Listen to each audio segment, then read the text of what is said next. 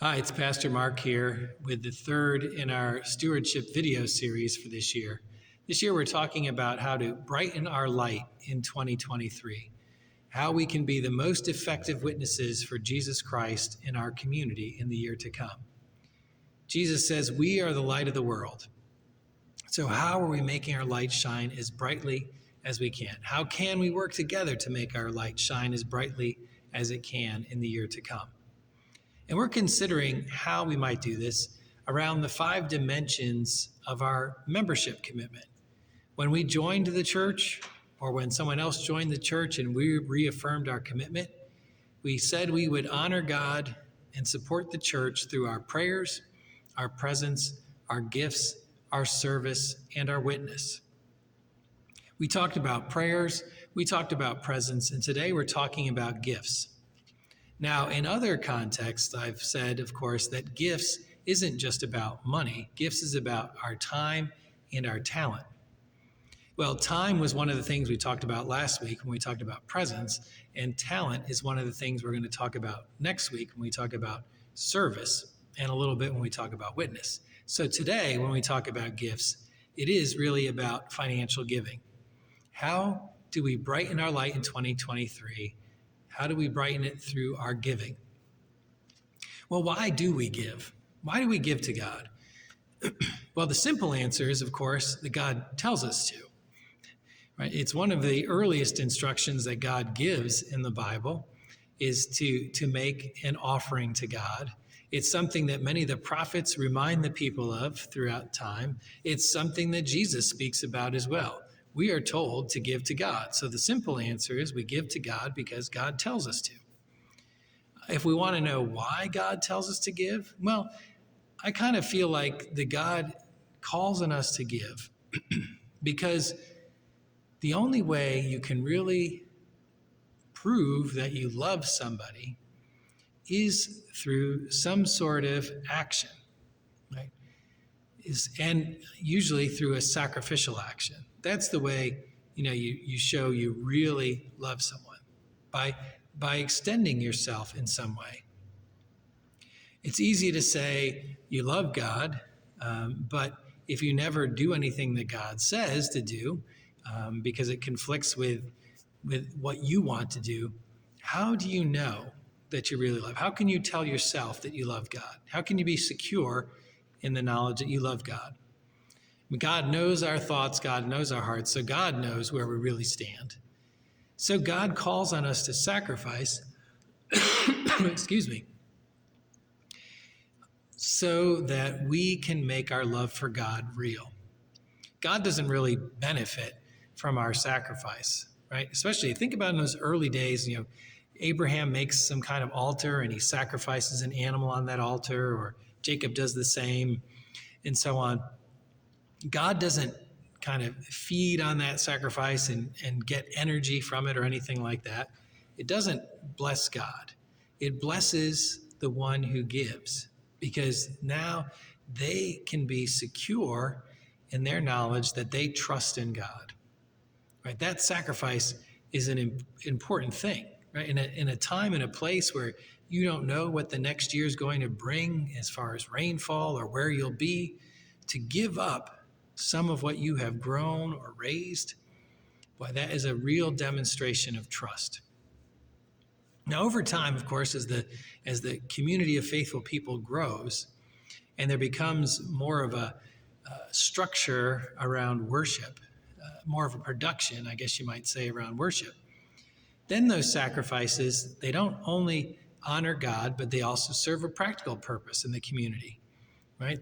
You have become a large enough community in the Old Testament that you have priests. You have people who all they do all the time is lead worship and organize worship and worship. And so they don't have the opportunity to grow their own food and all that. So sacrifices become a part of supporting them so that they can do the work to support the worshiping community. Now, there are very strict rules around this. Those sacrifices are still about honoring God first, and then whatever practical thing comes out of it is sort of secondary. In fact, the priest Eli, you might remember he was the one that helped raise up Samuel when Samuel came and lived at the temple.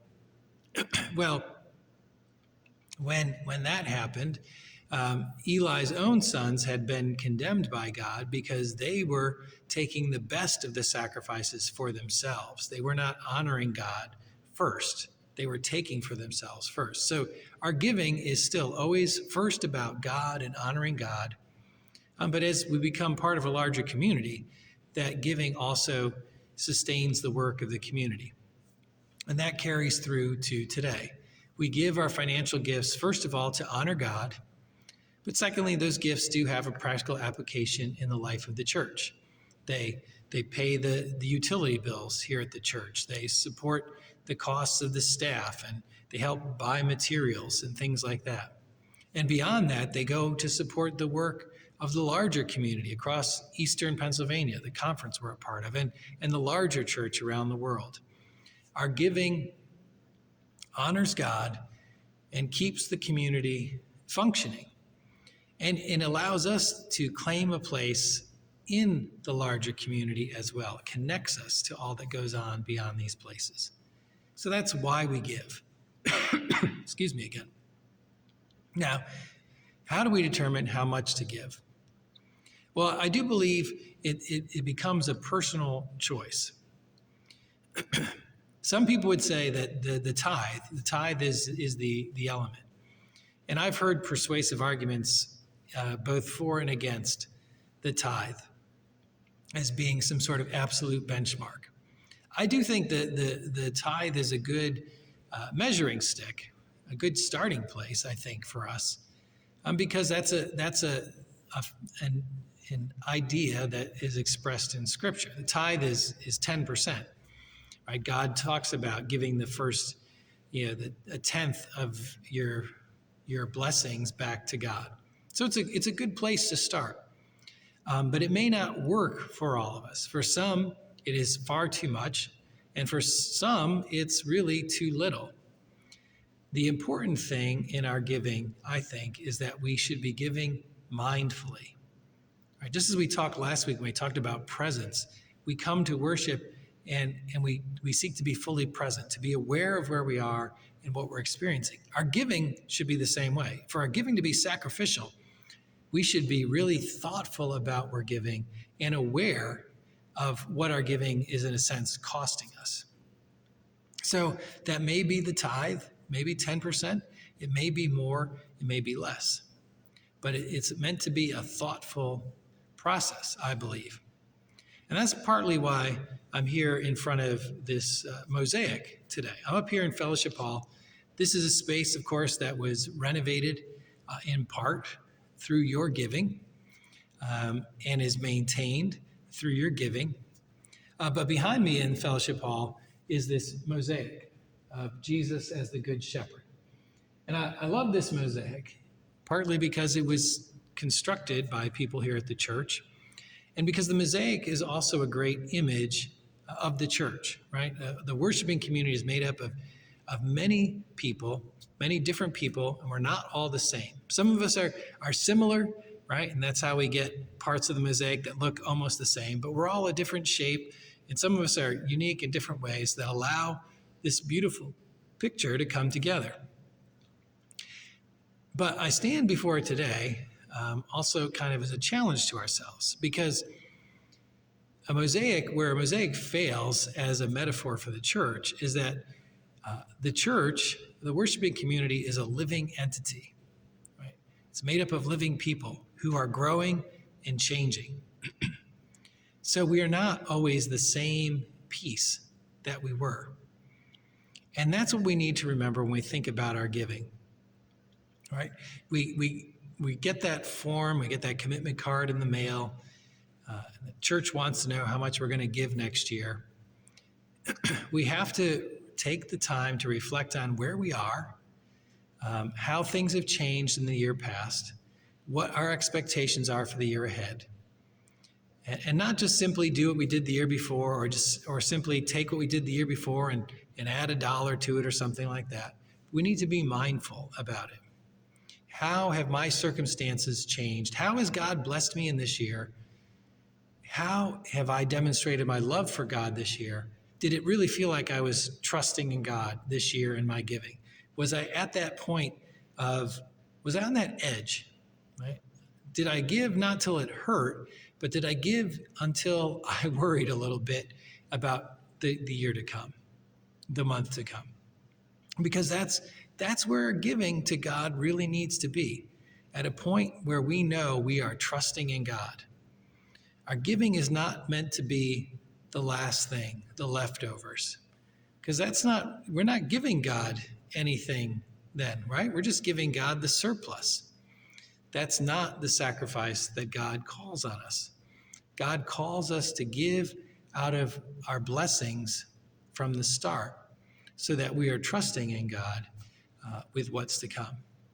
So, as we fill out our cards for the year to come, as you're doing that and hopefully returning them to the church in the near future, I want you to think about your giving, about how you are demonstrating your faith in God through your giving.